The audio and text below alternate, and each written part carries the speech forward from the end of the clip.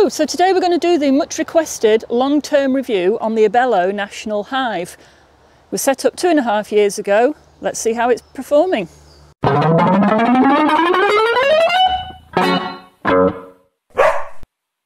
So this hive was set up in December 2017. It was a strange time to set it up, but the hive that the bees were in was a bamboo one that was on trial and it was performing very, very badly. Didn't think the bees were going to make it through the winter, so they were transferred into this. It was a brand new Abelo at the time, came pre-painted in this lovely green colour, and the bees thrived. They went through the winter great, not had any problems with them. They built up lovely in the spring, and we're going to have a look at them now. I have had one quick look this year. And at the time, the brood box was on top of the floor and the super was on top of the brood box, as you would expect. All the bees were up in the brood box, in the super. There were no bees in the brood box. So I've rotated it round to try and get the bees up into the brood box. So we'll see if they've done what I've asked them to, and we'll change it over. So that's one of the really good things about this hive, is that the boxes are interchangeable. Some of the polystyrene boxes have little lugs on them, they have locating lugs, and so you can't put your supers on the bottom underneath your brood boxes. So that is one problem with other hives, but this one's great for doing that. So it's a lovely deep roof. Pop that on the floor. There's a super. Bees are all tucked up nicely in there underneath this thick, lovely thick crown board.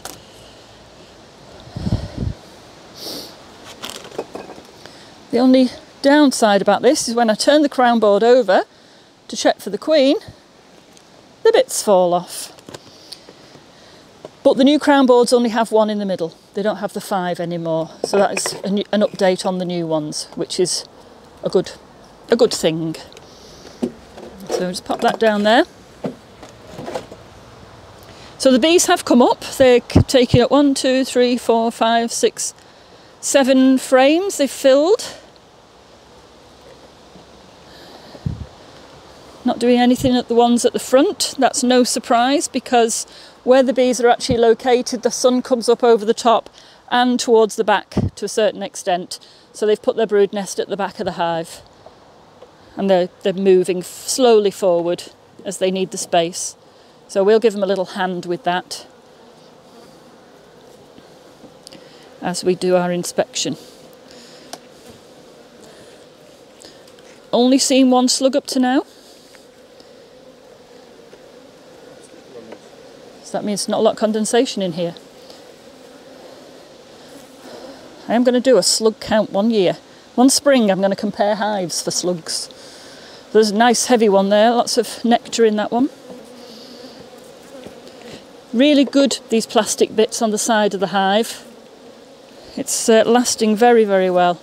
And I'm very impressed by the paint job on it, because in the spring we just come out with a bucket of water and a scrubby pad, give it a quick rub down, and it looks like new. It's never been repainted, and it's been outside now for 2 full Lancashire winters, which can be a little bit harsh.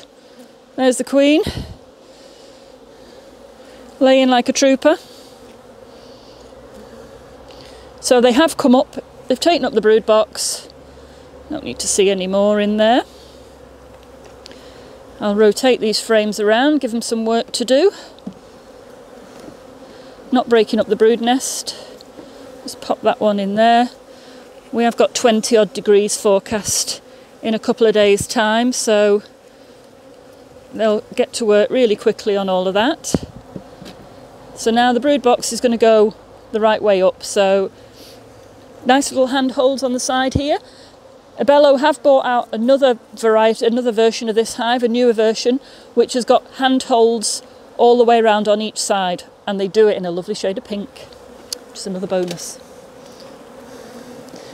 So these hives are really good for all sorts of people. They're polystyrene, so they're lightweight, easy for lifting.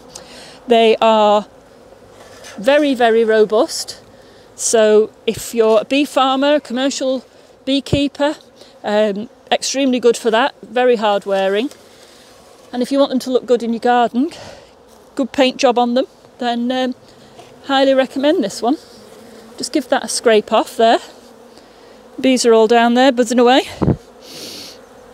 So overall, very pleased with the way the bees have come through the winter in this.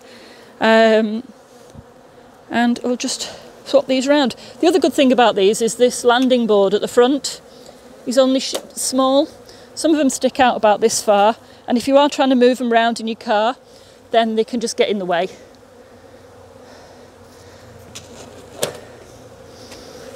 So that can come off.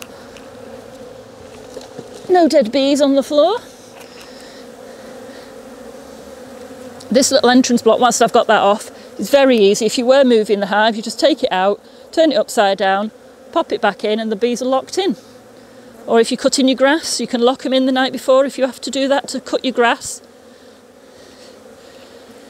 So this one's going to go back on.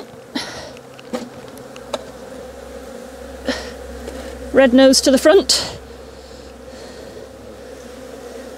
The other thing about these, they're polystyrene. You can put as many pins in here and as many decorations as you like. This is one that gets opened very regularly because we use this one when we've got children doing our bee experience, which is our award-winning bee experience. We open hives regularly with people. They come to see the bees, to handle the bees. We have small children coming, so we decorated this one with the googly eyes and the squeaky nose. So very robust hive. Pop the crown board back on. Nice and thick crown board. Keeps them nice and warm in the winter. I'm pleased that there's not a lot of condensation in there. And only one slug. That's a record so far this year. There's the other one gone. There it is.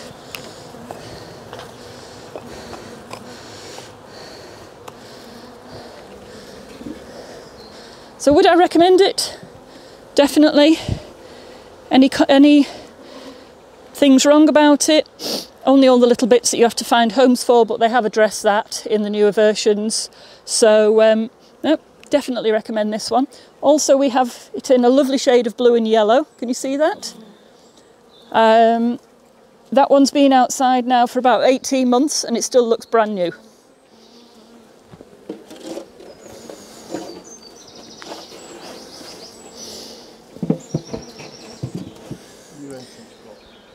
There is also another update on them, on the new hive, which is this entrance block.